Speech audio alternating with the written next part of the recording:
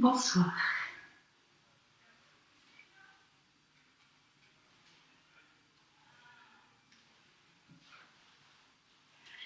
Donc, comme je l'avais souhaité, je vais faire la lecture de ce chapitre Shinjin Gakudo, étude de la voix à travers le corps et l'esprit. Mais cet après-midi, j'ai regardé et j'ai vu que c'était un petit peu long. Alors, j'ai décidé de faire quelques coupures. C'est vraiment dommage parce que les phrases de Maître Dogen sont vraiment pesées avec chaque mot important.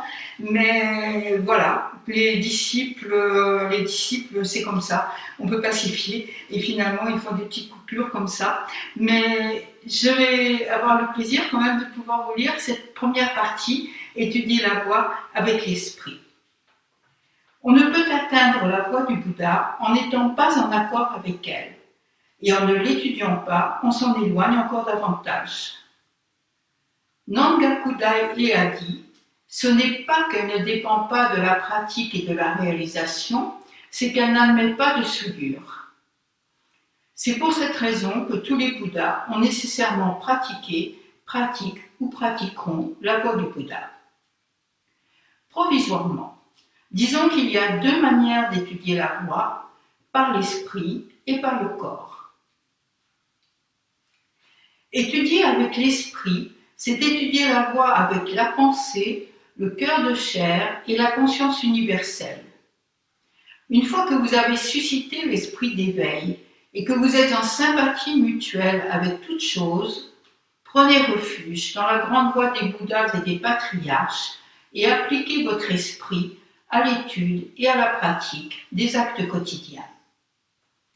Et si vous n'avez pas encore produit le véritable esprit d'éveil, suivez l'exemple et l'enseignement des Bouddhas et des patriarches qui, dans le passé, l'ont réalisé. Disons qu'il y a la production de l'esprit d'éveil, l'esprit pur en fragments, l'esprit des anciens Bouddhas, l'esprit ordinaire, l'esprit unique des trois mondes. Pratiquer la voix, c'est parfois laisser tomber l'esprit et parfois s'en saisir. On étudie en pensant et aussi en ne pensant pas. Quand vous étudiez la voix de cette manière, c'est-à-dire entrer dans la montagne, penser et ne pas penser, abandonner le monde, être sans penser, quand vous étudiez la voix de cette manière, votre pratique reçoit automatiquement sa récompense et si la récompense tarde à venir, respirez secrètement avec les narines des Bouddhas et patriarches et faites du Sabodhanam le sceau de la certification. Ce sont là des exemples anciens de notre tradition. Montagnes, rivières, terre, soleil, lune et étoiles sont esprits. Au moment où elles sont ainsi, que gardons-nous de cet esprit qui se manifeste devant nous? Ce que nous appelons montagne, rivière et terre représente un paysage d'eau et de montagne. Mais la terre n'est pas seulement l'endroit où nous vivons, et les montagnes sont de toutes sortes.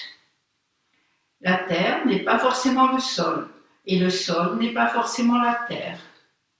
Il y a la terre du sol, la terre de l'esprit et la terre de Bouddha. Même si la terre se présente sous d'innombrables formes, cela ne signifie pas qu'elle n'existe pas, et il y a même des mondes où le vide est la terre. C'est parce qu'on est éveillé que l'on voit que l'esprit est un et tout à la fois. Dès lors, tout devient esprit. Où est cet esprit? En nous? À l'extérieur? Vient-il? Part-il? Croît-il d'un point quand on naît? Perd-il une poussière quand on meurt? Où situer la vie et la mort et l'idée qu'on s'en fait? Ce sont là simplement un ou deux moments de pensée. Une ou deux pensées sont aussi une ou deux montagnes, rivières et terres. Les montagnes, rivières et terres ne sont ni existantes ni non existantes. Aussi ne sont-elles ni grandes ni petites, ni concernées par l'obtention ou non de l'éveil, le conscient ou le non-conscient, la compréhension ou la non-compréhension. Et elles ne changent pas en fonction de notre satori. Il faut accepter et faire une confiance absolue en l'étude de la voix par l'esprit pour que l'esprit s'habitue à étudier la voix de lui-même. Cette croyance fait que le dualisme du grand et du petit, de l'existant et du non-existant est dépassé. Dès lors, vous savez que votre maison n'est pas votre vraie maison et vous l'abandonnez pour entrer dans une autre.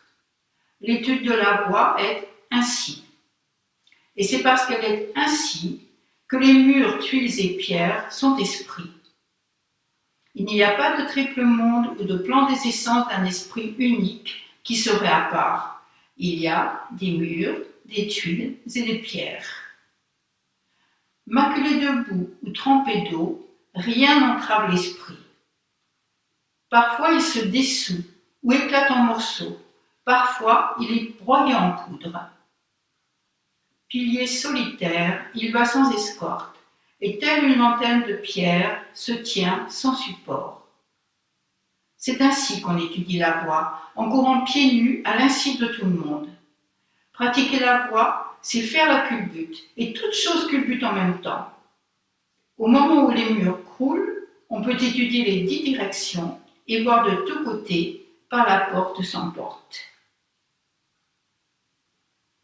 La production de l'esprit d'éveil peut aussi bien avoir lieu dans le samsara que dans le nirvana, ou être sans rapport avec l'un ou l'autre. L'esprit d'éveil ne dépend pas du lieu où il se produit et aucun lieu ne peut lui faire obstacle. Il ne dépend pas non plus des circonstances ou du savoir, il se produit. Et cette production est l'esprit d'éveil. Il ne vient pas rétribuer des actes méritoires du passé, puisque tous les êtres peuvent le réaliser. Quand il se produit, il n'est soumis à aucune condition ni circonstance. Au moment même où il est ainsi, le monde des phénomènes s'éveille. L'univers entier semble être mis en branle, mais il n'en est rien. Sujet et objet se rejoignent en une seule identité et exercent ensemble leur action au milieu d'êtres différents. Tous les êtres humains sont susceptibles de produire l'esprit d'éveil, qu'ils appartiennent au monde des enfers, des animaux, des démons affamés, des titans et autres. L'esprit pur en fragments signifie que chaque fragment de la réalité est esprit pur. Il ne s'agit pas d'un ou deux fragments particuliers, mais de tous les fragments. La feuille de lotus est ronde, ronde comme un miroir rond. La châtaigne d'eau est aiguë, aiguë comme un poinçon. Quoi qu'on dise que cela ressemble à un miroir ou à un poinçon, c'est un fragment d'esprit pur.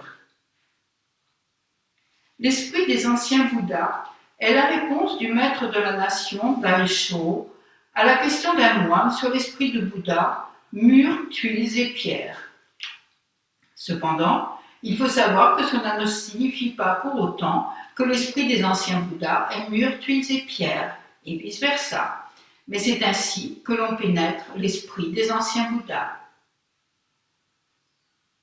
L'esprit ordinaire est l'esprit qui ne fait pas de discrimination entre ce monde-ci et ce monde-là. Le passé part de maintenant et le présent se produit ici. Quand part hier, le ciel immense s'en va. Quand vient aujourd'hui, la terre entière arrive. Tel est l'esprit ordinaire. Il ouvre la porte de l'intime demeure, et c'est parce que des milliers de barrières et des myriades de portes s'ouvrent et ferment au même instant que l'esprit est égal. Dès lors, le ciel immense et la terre entière sont comme un mot oublié ou un éternuement. Les mots sont égaux, les esprits sont égaux, les phénomènes sont égaux. Bien qu'il y ait vie et mort en chaque instant de l'existence, on ignore ce qu'il adviendra après la disparition de ce corps.